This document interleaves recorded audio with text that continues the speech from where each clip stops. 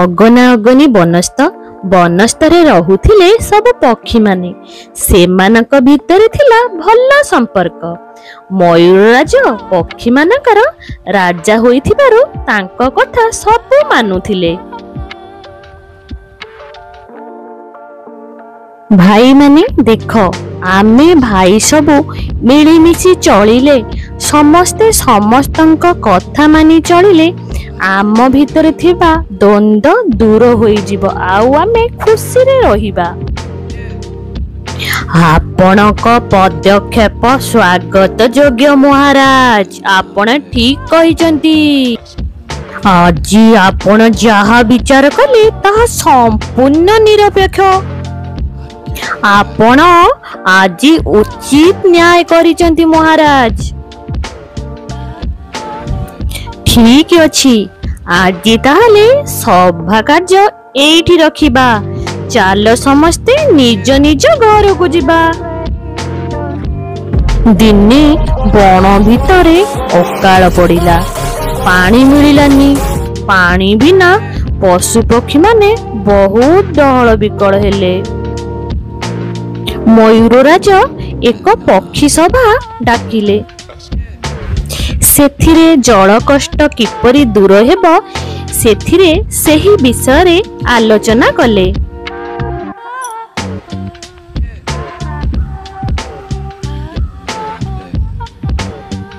ଭାଇମାନେ, ଗୋଟିଏ ଜରୁରୀ କଥା ପାଇଁ ମୁଁ ଏ ସଭା ଡାକିଛି। କେଉଁ କଥା ପାଇଁ ମହାରାଜ? ଆପଣମାନେ ତ ଜାଣିଥିବେ ଏ ଜଙ୍ଗଲରେ ଜଳ କଷ୍ଟ ପଡ଼ିଛି। ତେଣୁ ମୁଁ ସମସ୍ତଙ୍କୁ ଗୋଟିଏ କଥା କହିବାକୁ ଯାଉଛି। ଅଯଥାରେ ଜଳ କେହି ନଷ୍ଟ କରିବନି।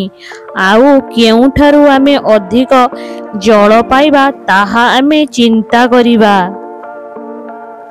ଜଳ କଷ୍ଟ ତ ଆମେ ସମସ୍ତେ ଭୋଗୁଛୁ ମହାରାଜ। କଷ୍ଟ ଦୂର ହେବା ପଛ କଥା, ଶୋଷ ମେଣ୍ଟାଇବା ପାଇଁ ପାଣି ମୁନ୍ଦାଏ ବି ମିଳୁନି। ମୁଁ ତ 3 ଦିନ ହେଲା ପାଣି ପିଇ ନଥିଲି। ଆଜି ଉଡ଼ିବାକୁ ବି ବଳ ପାଉନଥିଲା। ଏଇ ଉଡ଼ିକି ଆସିଲା ବେଳେ ନଦୀରେ ଟିକେ ପାଣି ଦେଖିଲେ। ସେ ପୁଣି ଅସନା ପାଣି। ସେଥିରୁ ଟିକେ ପିଇକି ଆସିଲି। ମୁଁ ଏହି କଷ୍ଟରୁ ମୁକ୍ତି ପାଇବା ପାଇଁ ଗୋଟିଏ ଉପାୟ ଭାବିଛି।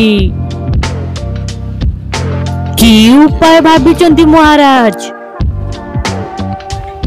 ଆମ ଭିତରୁ କେହି ଜଣେ ପାଣି ଖୋଜିବାକୁ ଯିବ। ଯେ ପାଣି କେଉଁଠି ଅଛି ଆଉ ଭଲ ପାଣି ଯେଉଁଠି ମିଳିବ ଆମେ ସମସ୍ତେ ସେଠାକୁ ପଳାଇବା। ସେଇଠି ଯାଇ ଆମେ ସମସ୍ତେ ରହିବା। ଠିକ କଥା ଯେ, ହେଲେ ଖୋଜିବା ପାଇଁ ଯିବ କିଏ? ଯୋଉ ପକ୍ଷୀଟି ଯିବ ସେ ଚାଲାକ ହୋଇଥିବ। କାଉ ହିଁ ସେ କାମକୁ ଭଲରେ କରିପାରିବ। କାଉ ଆମ ଭିତରେ ସବୁଠୁ ଚାଲାକ। ତେଣୁ ସେ ଗଲେ ଭଲ ଖବର ନିଶ୍ଚୟ ଆଣିକି ଆସିବ। ମୁଁ ଯିବି ମହାରାଜ। ହଁ କାଉ, ତୁମ ବ୍ୟତୀତ ଏହି ଖବର କେହି ଆଣିପାରିବେ ନାହିଁ। ତେଣୁ କାଲି ସକାଳୁ ସକାଳୁ ତୁମେ ବାହାରି ପଡ଼। ସକାଳ ହେବା ଆଗରୁ କାଉ ଉଡ଼ିବା ଆରମ୍ଭ କରିଦେଇଥିଲା। ଉଡ଼ି ଉଡ଼ି ସେ ବହୁତ ଜାଗା ଖୋଜିଲା, ହେଲେ ତାକୁ କିଛି କିଛି ଜାଗାରେ ଅଳ୍ପ ପାଣି ମିଳିଲା। ହେଲେ ତାକୁ ଦେଖି ତାର ମନ ପୂରିଲାନି। ସେ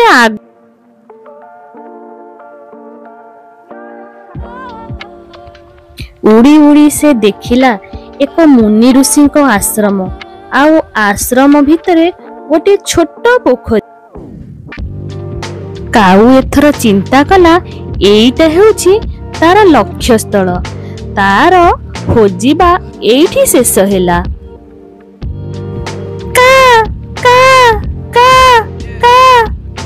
ଋଷିବର, ଏ ଅଧମର ନମସ୍କାରଟି ସ୍ୱୀକାର କରନ୍ତୁ ଋଷିବର।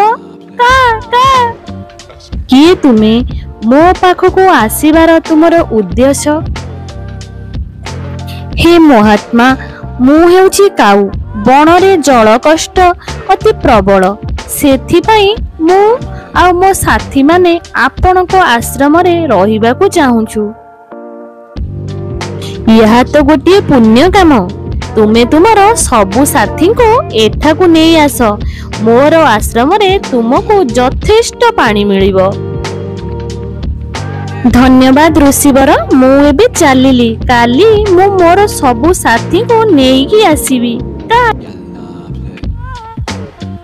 का का का का का काऊ जाई पहुंचिला पक्षी सभारे। काऊर सबु कथा सुनी सबु पक्षी खुशी होई गेले। आउ जाई पहुंचिले ऋषि आश्रम रे।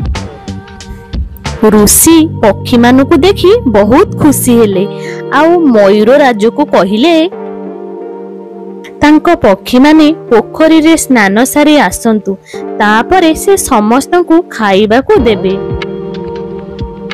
पक्षी मानक संगरे थिला एक बुढ़ा चिल्ल। से थिला बहुत लोभी आउ स्वार्थपर। से जेतेबेले सुनिला खाइबा को मिलिबो, से आउ गाधेया पई गलानी। खाद्य पुड़िया ऋषि आनी गछ मूले रखिले। ताकू चिल्ल देखिला।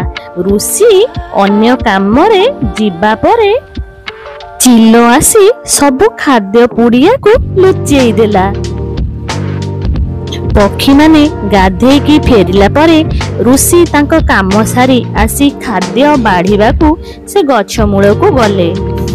हेले सेठी आउ खाद्य पुड़िया नथिला। ऋषि को भारी अपमान लागिला।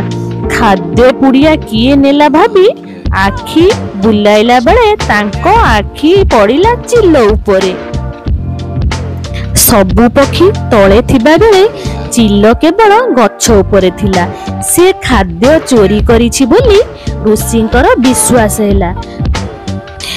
मूर्ख, दुष्ट, लोभी चिल्ल, मु सेही खाद्य समस्तंग पाई रखिथिली, एका तुम पाई नुह। तुमे से खाद्य एका खाई घोर पाप करिछ। तेणु मु तुमको अभिशाप देउछि। तमे आजिठू अलिया आवर्जना खाई जीवन बिताइब। तुमे माटी रे पड़िथिबा सबु आवर्जना को खाई सफा करिब।